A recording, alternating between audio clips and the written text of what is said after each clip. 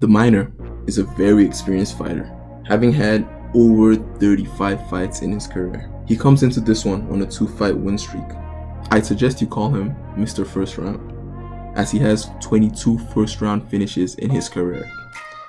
He rarely goes to decision, having been there 4 times out of 38 of his professional fights, with a 50% success rate in the decision.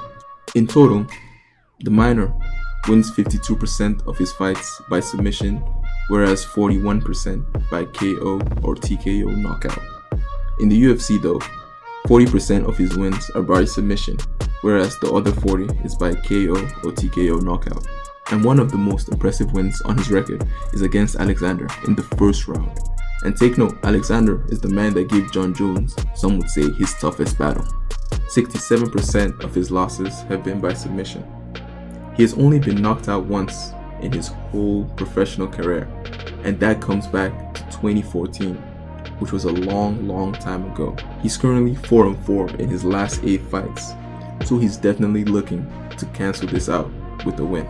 His last fight was against Volkan, and he won that by unanimous decision. In this fight, he displayed impressive wrestling as he took down Volkan every single round. In total, he took him down 7 times and only suffered 1 takedown himself. This was not only a wrestling display, as he produced more significant strikes than Volkan in the whole fight. He really dominated the last 2 rounds, which shows his gas tank is something to reckon with.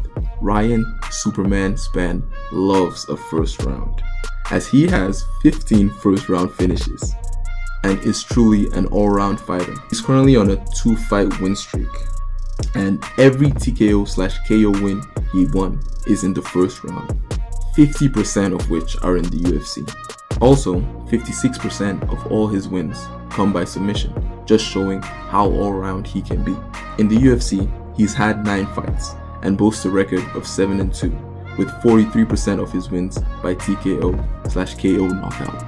When looking at his losses, he's only had 2 losses in the UFC, both coming from the first round, and has only lost twice by decision in his whole career.